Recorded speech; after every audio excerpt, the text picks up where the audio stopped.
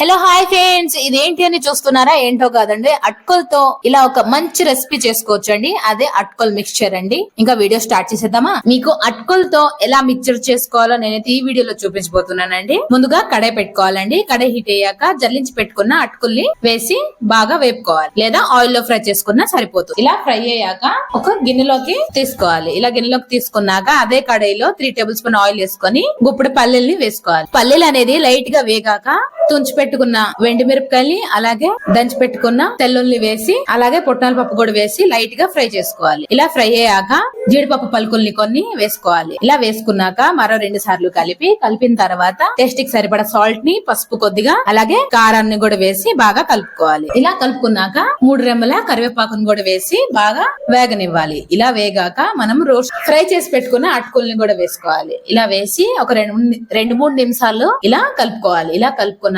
Mixture అనేది ready అయిపోయింది friends. మీకు గనుక నచ్చితే ప్లీజ్ లైక్ చేయండి, అలాగే సబ్స్క్రైబ్.